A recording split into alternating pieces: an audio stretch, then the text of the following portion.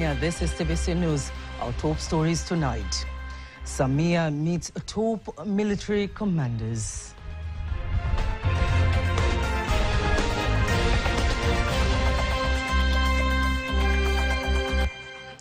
Higher education for economic transformation yields results as University of Dar es Salaam expands to Kagera.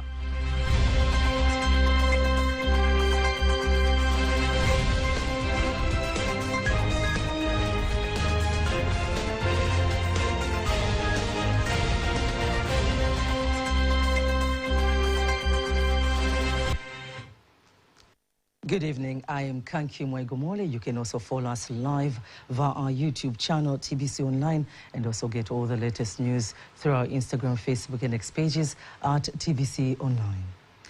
President and Commander-in-Chief Dr. Samia Suluhu Hassan has officially inaugurated the 9th meeting of the Chief of Defense Staff, CDF, and commanders held at the Military School of Air Defense in Tanga region. Dr. Samia has spoken to the chiefs of command, heads of branches and commanders of the Tanzania People's Army JWTZ before opening the meeting, which was also attended by the Minister of Defense and the National Building, Dr. Raimo Nyansaho.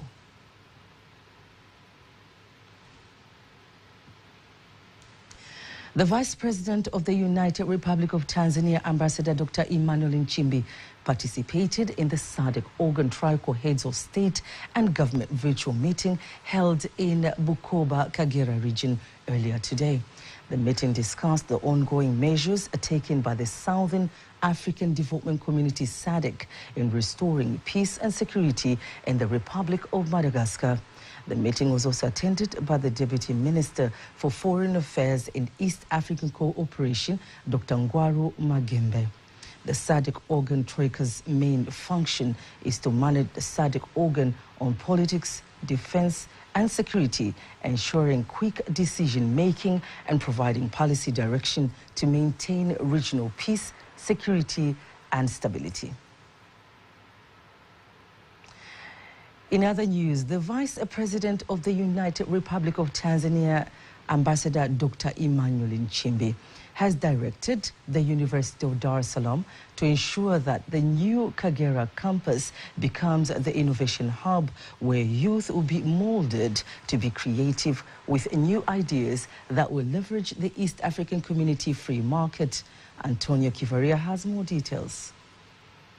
Located in Itahwa and Karabusharo villages, Karabagaine ward in Bukoba district, the new University of Dar es Salaam campus is being constructed at a cost of approximately 14 billion shilling.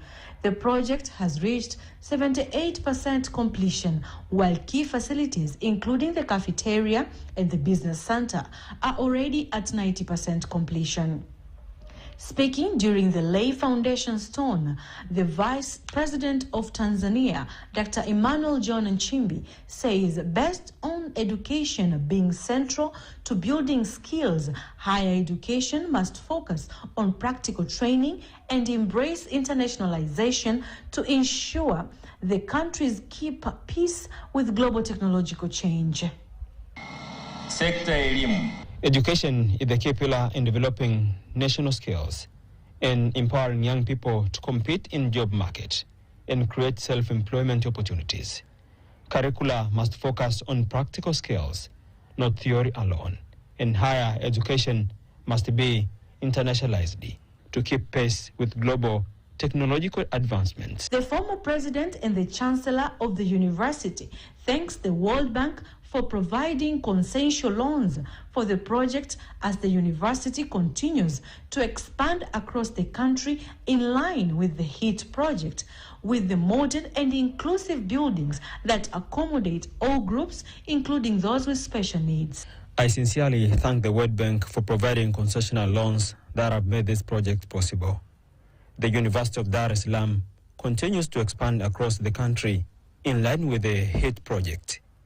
Following directives from the President, part of the World Bank funding has been directed to establish new campuses in regions to strengthen public higher education. On the other hand, Vice Chancellor the chairperson of the UDSM Council. Also, the Minister of Education, Science and Technology insists the expansion is a part of the university's long-term strategy to deliver education that meets international standards. The core responsibility of the University of Dar es Salaam is to transform teaching and learning environments. Through the HIT project, about $49.5 million were invested as of May 2024 to improve infrastructure and learning conditions. HIT goes hand in hand with Tanzania's Development Vision 2050, ensuring our graduates are equipped for the future. We are proud of these transformations because they are part of the University of Dar es Salaam Vision 2061. These improvements have enhanced teaching and learning environments for both students and academic staff, as the Council remains committed to delivering education at an international level. The government's goal is for every region in Tanzania to have a public university. Through the HIT project, this vision is becoming a reality in regions such as Kagera, Lindi, Ruvuma, Tabora, Mwanza, and Shinyanga. The University of Dar es Salaam is committed to transforming teaching and learning environments through HIT projects. About $49.5 million has been invested by May 2024. These projects align closely with Tanzania's development vision, Dira 2050, ensuring our graduates are well prepared for future demands. The HIT project continues to position higher education as driver of Tanzania's economic transformation. Reporting from Kagera, Antonia Kivaria, TBC News. To understand more on the project and how it is aligned with the national goals, my colleague Antonia Kivaria spoke with the Deputy Coordinator of Higher Education for Economic Transformation, University of Dar es Salaam, Professor Lebarato Haule. National Vision 2050, one of the focused areas is to transform the higher education in the country, and which actually aims at producing a skilled and innovative workforce, so that we can provide support to the contribution to the national middle income economy, which we intend to take it to the higher level. So our project, through the programs which we're going to train and the type of curricula which are going to be delivered, basically we are going to deliver these to have graduates who are innovative, well-skilled, ready to contribute to the economy of the nation. Yes, of course, the project is still on track.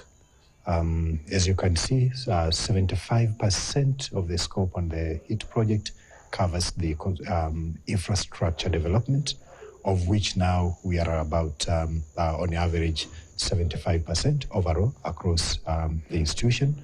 But also the remaining 25% basically was on the transformation of the curricula and some investment in the digital learning technologies.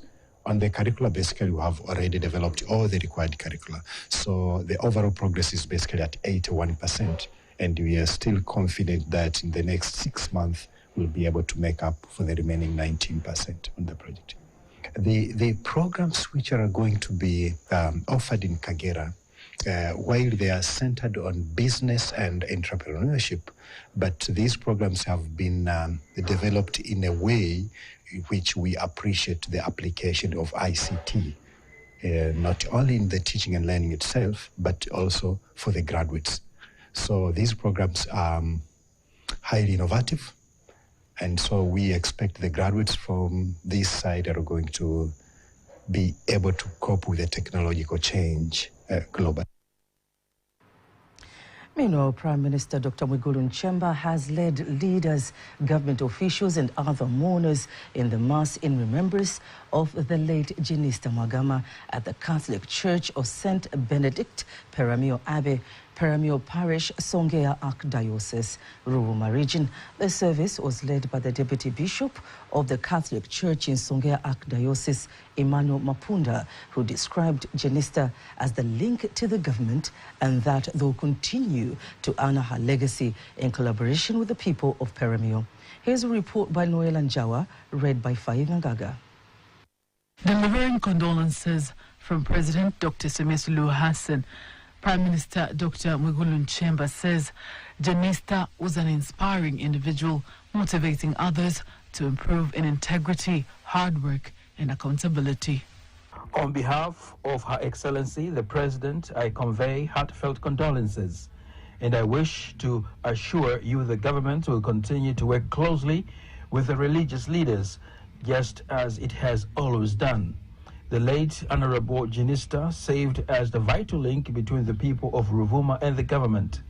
Her Excellency, the President, has sent me to assure everyone that the government will continue to honor and collaborate with religious institutions in order to safeguard and strengthen the great legacy Tanzania is known for: national unity, freedom of worship, peace, and the security of our country. The Speaker of Parliament, Musa Azan Zungu, describes Jenista as exemplary. When you encounter a truly good person, you recognize her, and Jenista was a good person. Meanwhile, the Ruvuma Regional Commissioner, Brigadier General Ahmed Abbas, says Jenista was the refuge for those in need. The son of the late Jenista, Victor Mhagama, says they will keep her memory alive by recounting the good she did for others. I remember back in 2006 when I was the commander of a unity at Mlale JKT. She once visited the camp and found JKT youth carrying buckets of water on their heads. She asked me whether there was a water problem at the camp. I told her the water was available, but during the dry season, we faced serious shortages. She promised to act, and she did. She facilitated the drilling of 2 water boreholes, and this day, those boreholes are still there. I kindly ask you, Father Priest, to allow us a brief moment to applaud and thank God for the life and gospel lived by the late Honorable Jenista Mhagama, my mother. The Deputy Bishop of the Catholic Church, Songea Archdiocese, Emmanuel Mapunda, says Jenista's life was a gift from God. If there is any gift God grants a person, it is the gift of life. Let us therefore thank God, because the gift he gave to our sister Jenista Mhagama was 58 years of life here on earth. Tomorrow, the body of the former Member of Parliament for Peramiho constituency, Jenista Mhagama, is expected to be laid to rest in Luanda village, Mbinga district. Following a statement by the UN Secretary General Antonio Guterres hailing Tanzania as a global model of peace and social cohesion, Tanzania's permanent representative to the United Nations in Geneva, Dr. Abdallah Posi, explains why this recognition matters internationally. Speaking in a Zoom interview with my colleague Teddy Mparanyanga, Dr. Posi begins by outlining the diplomatic significance of the commendation. Description of Tanzania as a global reference point for peace and social cohesion simply underscores Tanzania's long-standing reputation for stability and national unity, and thereby positioning our country as a credible and respected actor in the international community. In another way, it signals to the international community that we are a stabilizing force capable of constructive engagement in various issues of global significance. And for the case at issue here, human rights and global peace. Okay. From a diplomatic standpoint now, how does this recognition strengthen Tanzania's voice and influence within the United Nations system? A broad question. Well, this statement simply reminds us who we are. It is important to note that being referred or being used as an example of peace and stability is not a new thing to our country. First of all, this one reminds us who we are. So when we look at today's world politics, this statement, of course, reinforces our role as a country that can contribute meaningfully to multilateral processes. I wish to emphasize here that Tanzania, of course, as I've mentioned, has been an active participant in multilateral processes and continues to shape the international agenda in matters where we have influence, we have interest. And therefore, diplomatically, it is simply a confidence booster. General noted that Tanzania's peace was tested during the general elections. How does the UN view Tanzania's response to that moment? Okay, of course, just connecting to what I've said earlier, the view of the United Nations generally on Tanzania has been very positive. And in this case, and especially after the formation of the Commission of Inquiry, this response has been taken very positively. And maybe I wish to emphasize here that this statement of the Secretary General come a few days after the High Commissioner for Human Rights in Geneva delivered a statement to the press. And you will see in that statement, the focus was on places where, well, which are considered dangerous, I should say, and Tanzania is not among those places. Potential investors from Brazil have expressed their keenness to invest in Tanzania's agribusiness and pharmaceutical sectors as the country continues to strengthen its drive to attract more foreign investment. Here's Esther Dels with more details. Accompanied by the ambassador of Tanzania to Brazil, John Stefan Simbachiwene, the Brazilian investors met and held talks with the Director General of the Tanzania Investment and Special Economic Zones Authority, Gerard Terry. One of our role as ambassadors is to bring investors from different countries to come and invest in Tanzania. Tanzanian embassy in Brazil, we are engaging with so many investors, so many companies, and these few ones, 3 companies were among the 12 companies who were very, very much interested to come to invest in Tanzania.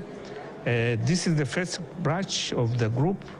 The second one we expect in January 2026 to come here in Tanzania to invest in different areas. On the other hand, the ambassador of Brazil to Tanzania, Gustavo Martins, explained why Tanzania remains an attractive and strategic destination for Brazilian investors, citing its strategic location and investor-friendly policies. For Brazil, Tanzania is a very important partner in Africa as a springboard to investment in the region, being Tanzania a part of the East African community, but also as part of SADC.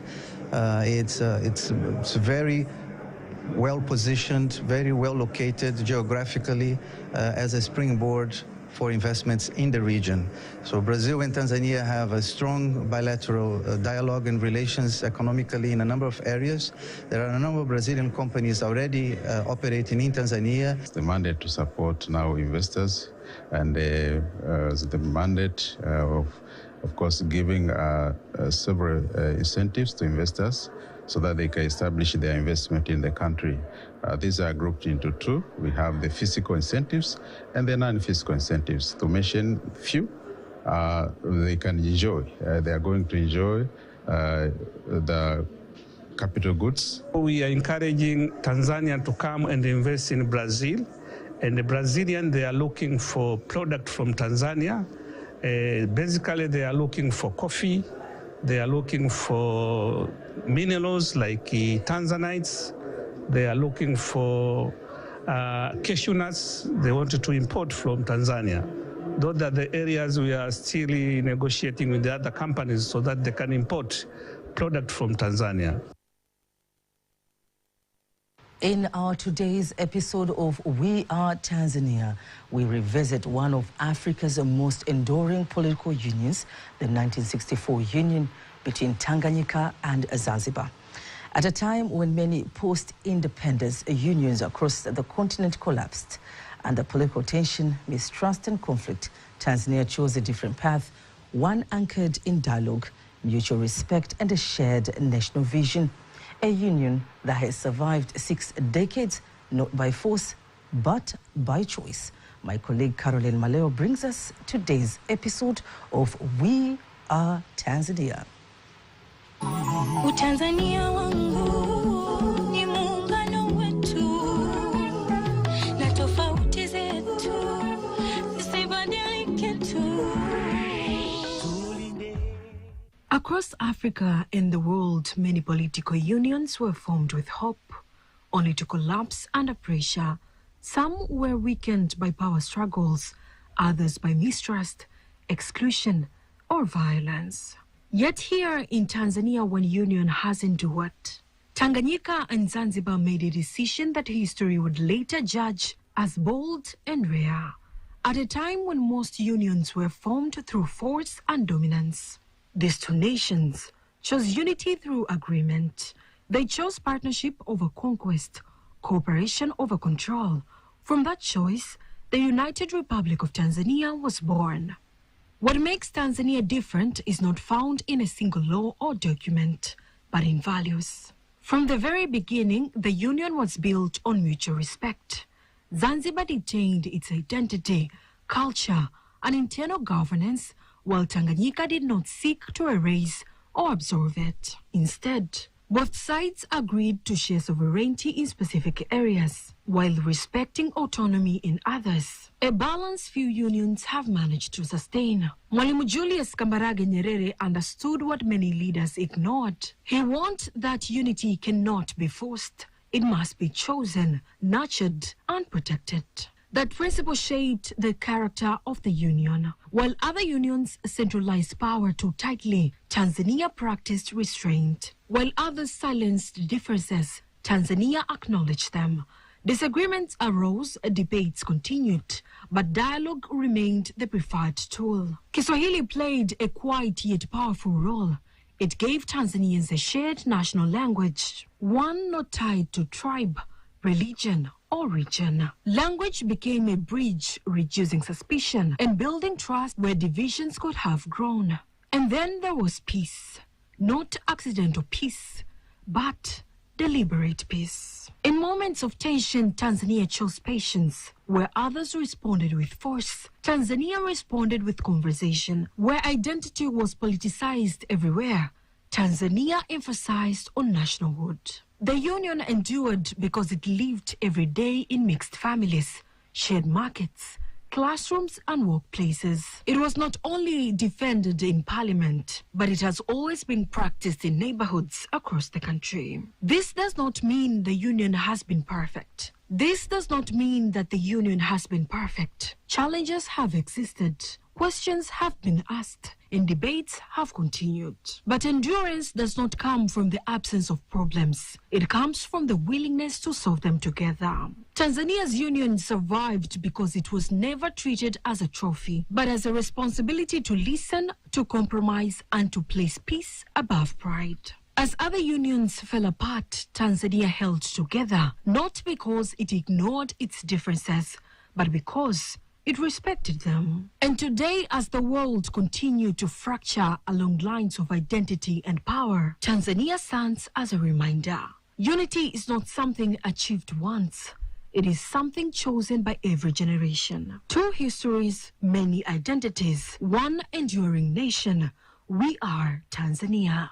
This is Caroline Maleo, TBC News.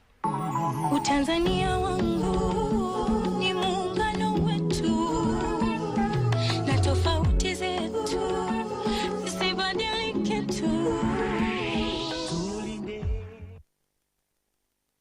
Thank you so much, Caroline Maleo, with that piece of history. Very powerful indeed.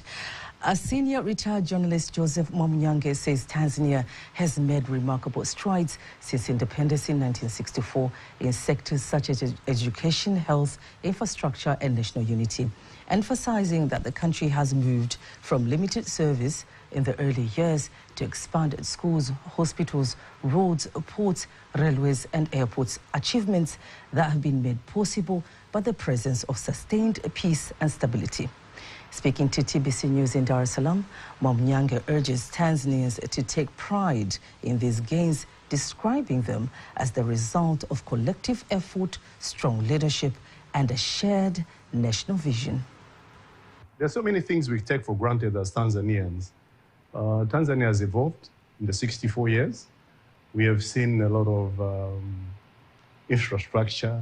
When I go to Mbeya, I don't take about the same days that we used to take that time, you know, health-wise, you know, we have so many health centers now that have been built in every district. That's an achievement. There were these ward secondary schools that were built. My own grandson got very good grades from these ward secondary schools. So it was a good investment by the government. He's now at the University of Dar es Salaam. He went there this year. He got 6 points from this ward. So it's not something that we should take for granted. You know, you have a place like Kariakoo. You know, people just look at Kariakoo, they go there. But I've been doing business with my younger sister at Kariakoo. Kariakoo is a multinational market. You know, when Kariakoo closes, like what happened, there's so many foreigners that are trapped there. And Kariakoo caters for many of our neighboring countries. But we take it for granted. We just see Kariakoo like any other. So we should guard Kariakoo. Kariakoo is bringing money for our country. You know, look at the Cardiac Institute at Jakaya Kikwete, the hospital. There are foreigners coming in to be treated at Jakaya Kikwete. We should expand that, make it better, you know, so that, you know, we move forward as a country. We need that as well, you know. And I'm just calling out the political leadership to invest more in our education, in our research. We need to do a lot of research in order to move forward. On the other hand, a political and development analyst, Riz Ngalemwa, urges Tanzanians to protect peace and translate it into development, saying stability remains the country's greatest asset and must be used to drive economic growth, social progress, and the realization of long-term national goals. And we talk of our independence since 1961. This was historic and monumental period where, of course, most other African countries got independence. But the uniqueness of our independence is that post-independence, we were able to create a nation, a strong nation, where we all communicate to one another using Kiswahili. You see, Kiswahili has been the language that bonded all of us as being family members, wa jamaa. But now, going forward, the country has evolved and developed, but the world also is in very speedy development. So we need to take stock of what we have, and we have a lot, in fact. We have peace and tranquility, but we have resources, and we have people now adequately educated, though we need to sharpen the skills with what the labor market would want. This is what we need. To achieve that, I think we should turn our peace and tranquility into productivity. Let's use it as an input towards productivity, but we should also manage our resources very well. But when it comes to good governance, we should make sure we put up institutions that are capable and deploy people under those institutions that are also capable and who can sacrifice their own self for the betterment of our own country.